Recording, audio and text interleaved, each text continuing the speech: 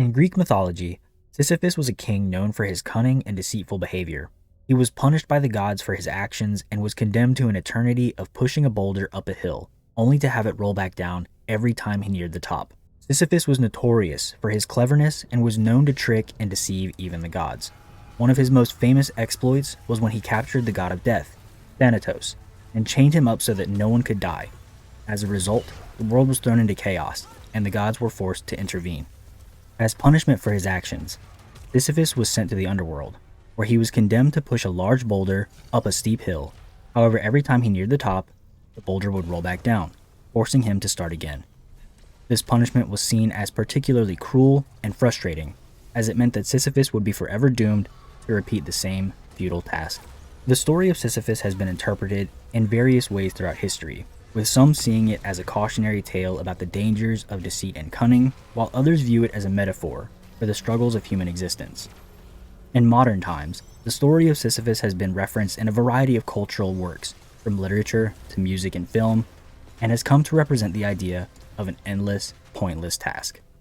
Much like Sisyphus, Selene herself has succumbed to the impossible task of trying to escape Atropos to no avail.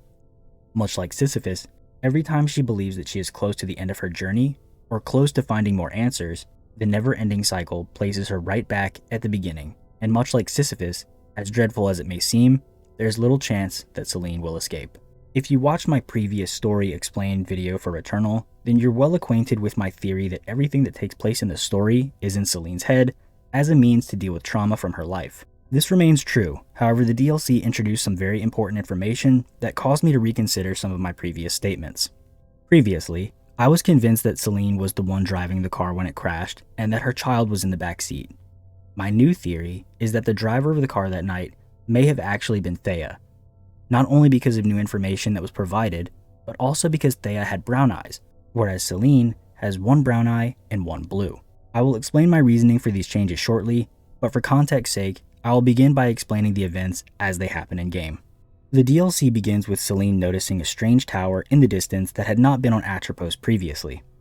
She makes her way to it and begins to climb, facing waves of enemies and conquering hordes of creatures determined to stop her from escaping and finding the much-needed answers that she is searching for so desperately. Eventually, she will come to the boss of the tower, who is named Algos, whom was known in Greek mythology as the personification of pain, both mental and physical, which is very interesting given some contextual clues that will be provided shortly. At some point, Selene will experience her first death in this new area. However, this time she does not awake next to her ship, but instead next to a hospital bed at the beginning of the tower. Curiosity plagues her, so she lays down, falls asleep, and when she comes to, she discovers that she is now in a hospital. Zahariel Memorial Hospital, to be exact. And while it's not exactly important in regards to the story, the closest description of the name Zahariel I could find is from the Hebrew translation, which means something along the lines of Command of God or Archangel of Judgment. Like I said, not all that important, but interesting to know regardless. To make what could be a long story short, Selene discovers a variety of things while exploring the hospital wing, which include many contextual clues that provide more insight as to what is actually going on. So let's uncover these things in order. When Selene wakes up, she's in a hospital bed, but more importantly, as you look around, you see that she is in fact in a morgue. Other bodies are covered up, and you can see the familiar coffin-like doors where the cadavers are placed for cold storage. While looking around, there are some files that Selene can read that lean heavily into Greek mythology. Speaking of the Fates, or the Three Weavers of Fate, as well as his giant mural of Sisyphus himself pushing the boulder up a hill to what appears to be a more Lovecraftian-inspired creature, rather than Hades, which fits more with the theme of the game. Upon further investigation, you come to another room where the decrepit version of Thea is laying in the bed, looking just as pitiful and helpless as she had in previous cutscenes. And while she doesn't exactly say or do anything of major lore-specific interest here, the fact that she's in the hospital bed indicates that she was injured in some way, and one of the files you find in the hospital actually confirms not only this, but that the injury was caused by the car accident. The file reads, Zahariel Memorial Hospital, Physical Therapy Report, Patient Vassos, Injury, Major Spinal Fracture, multiple points, little to no use of legs. Cause, high-speed vehicle impact. Injuries exacerbated by attempts to free passengers and return them to safety. Progress report. It is difficult to engage Ms. Vassos in her physiotherapy. She is distant, irritable, and reluctant to discuss either her injury or her recovery. Though she masks it well, it is obvious that she is in great pain despite her medication. This, coupled with the distress inherent of the loss of her mobility and in turn her career, has doubtless contributed to her unwillingness to engage. However, other patients in similar situations have not reacted similarly. It is unclear to me why the patient does not wish to at least attempt to improve her quality of life. Given that the patient is so resistant to even the concept of physical therapy, I am at a loss on how to best proceed. It is my conclusion that she is beyond help. At this time, regrettably, all I can do is recommend her discharge. So to me, this information seems like the night of the car crash, Thea sustained a traumatic injury trying to rescue her child in the car that left her mostly paralyzed, which would explain her being in the wheelchair in previous cutscenes. It also seems that despite the reports stating that there seemed like there was room for her to improve, that something else was keeping her distant, and from the description she had no interest in recovery and was probably suffering from some form of depression. The reason behind this behavior is most likely due to the fact that her child perished the night of the car accident, and she cannot find a way to cope with this. This theory is also enforced by a lot of the imagery in the hospital itself, such as this picture hung up throughout the hospital wing, which states, "You were a bad child, you had a bad child, you will not have a child." Almost as if some divine being, whether it be an archangel of judgment or the fates, are trying to punish her for her mistake. One more thing I must mention is a very important file that Celine finds in the morgue.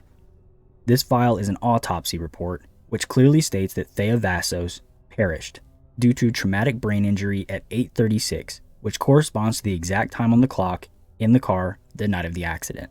Which begs the question, how can Thea have died but also be receiving post-injury care in a hospital? The answer is one that I'm honestly not happy with giving, but in truth, I don't know 100%.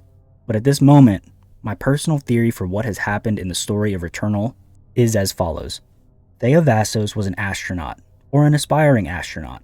On a dreadful night at 8:36, while she was in the car with her child, she swerved off the road and crashed her car into a lake. She attempts to rescue her child, who up to this point has been given the name Helios, based on earlier cutscenes in the game showing that name on the child's door.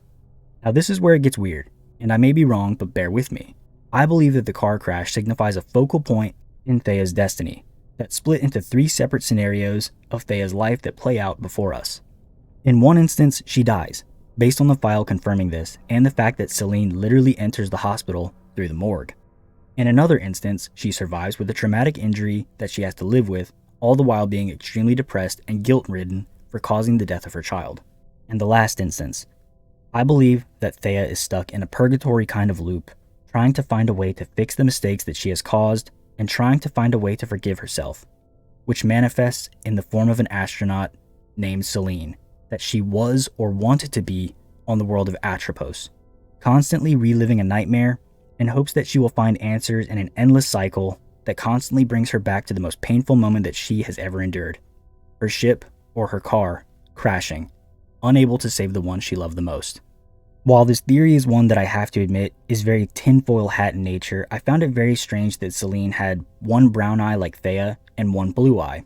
Not only this, but the 3 fates were brought up both in imagery and in text throughout the hospital, and in mythology they are known for showing different outcomes of an individual's future.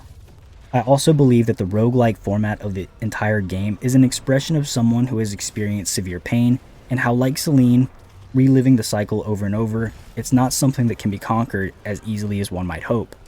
The beauty of games like Returnal is that sometimes what happens in the story can be up to the individual player's interpretation. This is mine, and ultimately the story of the Tower of Sisyphus is about the persistence and resilience of the human spirit in the face of seemingly insurmountable challenges. Despite frustration and repetition of having to start over and over again, Celine perseveres, and in doing so learns more about herself, the planet she is on, and the secrets it holds, in an attempt to find peace in a seemingly never-ending struggle, much like that of Sisyphus.